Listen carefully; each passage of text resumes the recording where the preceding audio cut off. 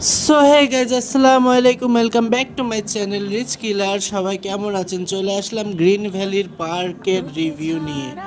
অনেক দিন পর চলে আসলাম গ্রিন ভ্যালি পার্কে। আর আজকে আমি বলে দেব গ্রিন ভ্যালি পার্কে আসা থেকে শুরু করে গ্রিন ভ্যালি পার্কে ঢুকতে কত করে টিকিট নেয়, কোন খেলনায় কত করে টিকিট নেয়, কোন খেলনা কেমন, সব কিছুই আপনাদেরকে জানিয়ে দিব।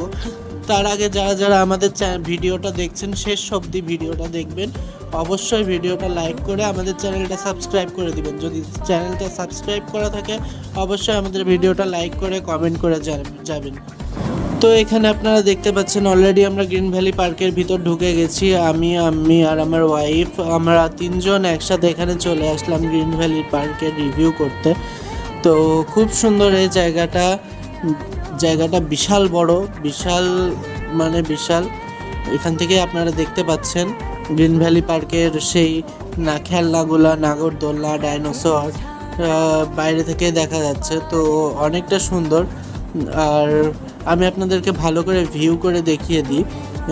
এই দেখুন গ্রিন ভ্যালি পার্কের সেই নাগরদোলনা আপনারা এখান থেকে দেখতে পাচ্ছেন কত সুন্দর। পুরো ভিডিওটা আমরা আরও জুম করে দেখাই, কাছ থেকে আপনারা আরও ভালো করে দেখতে পাবেন। যখন আমরা ভিতরে ঢুকবো আমরা পুরোটা দেখাবো। তো আমরা অনেক সকাল সকাল গেছিলাম, যে কারণে এখানে গ্রিন ভ্যালি পার্ক এখনো খুলেনি। মাইক্রোবাস কার এখনো 9টা বাজলে গ্রিন ভ্যালি পার্ক খুলে।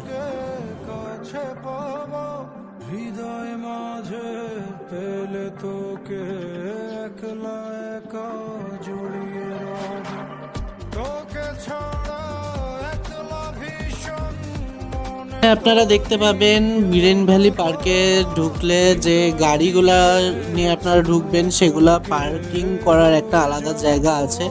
এখানে পার্কিং নিষেধ, এখানে লেখাই আছে। তারপর প্লাস্টিক ওয়ান টাইম বোতল, প্লেট এগুলো এখানে ফেলা যাবে না, এখানে নিষেধাজ্ঞা দেওয়াই আছে। পিকনিক স্পট আলাদা করে দেওয়া আছে, দেখতে পাচ্ছেন আপনারা। বাইক নিয়ে একজন ঢুকে গেল, তো বাইক রাখার একটা আলাদা জায়গা আছে। তারা টিকিট কেটে এখান থেকে টিকিট কাটতে হবে টিকিট কাউন্টার থেকে। প্রবেশ মূল্য মাত্র 60 টাকা, দেখতে পাচ্ছেন মাত্র 60 টাকা প্রবেশ মূল্য। তো এখানে টিকিট কেটে পার্কিং জোন আলাদা আছে, সেই পার্কিং জোনে রেল লাইন আছে, পার্কে ঢুকে যেতে হবে।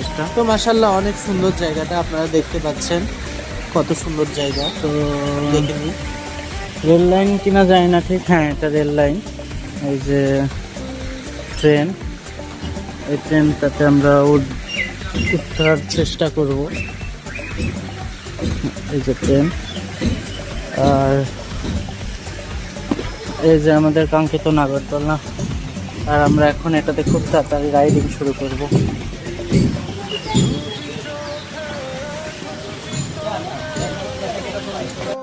আপাতত মেনটেনেন্সের কাজ চলছে সবে, চলুক। আর এক একটা টিকিট এক এক রকম। এখানে সে সেলফশিপ আছে, যেটা আমরা রাজশাহী শিশু পার্ক 2 এ দেখেছিলাম ওরকমই। আই ডোন্ট নো এটাতে সিট বেল্ট আছে কিনা, আই থিঙ্ক আছে। না, এটাতে সিট বেল্ট সেভাবে নাই, এটাতে সেভাবে সিট বেল্ট দেওয়া নেই। রাজশাহী শিশু পার্ক 2 এর সিট বেল্ট সিস্টেমটা ভালো ছিল, ও তাতে আমার উঠতে অবস্থা খারাপ হয়ে যাচ্ছিল। এটাতে উঠবো না, এটাতে উঠা যাবে না। আর ওই যে ঘোড়া সামনে, স্বপ্নের পক্ষীরাজ ঘোড়া, ওইটাতে উঠবো ইনশাল্লাহ। এখানে আরেকটা ট্রেন আছে, একটা ছোট একটা ট্রেন আছে। তোমরা যারা যারা আমাকে বলছিলা যে আমি বউ নিয়ে ছবি তুলি না, এরকম আমার বউ, আমার ওয়াইফ, আমার লাভার, আমার লাইফ পার্টনার, আমার সব কিছু। তো যাই হোক, এনজয় করো সবাই সবার মতো। অ্যান্ড খুব সুন্দর লাগছে আসলে, গ্রিন ভ্যালি জায়গাটা আসলে সুন্দর করেছে। তবে রাজশাহী শিশু পার্ক যেহেতু জায়গাটা ছোট, এর জন্য অনেক ঘন ঘন খেলনা বোঝা যাচ্ছে। খুব একটা বড় তা না, রাজশাহী পার্কের মতো বড় না, রাজশাহী পার্ক সব থেকে বড়। তো সেদিক থেকে জায়গা অনুযায়ী এটা অনেক সুন্দর জায়গা, অনেক বলতে অনেক। এখানে সুন্দর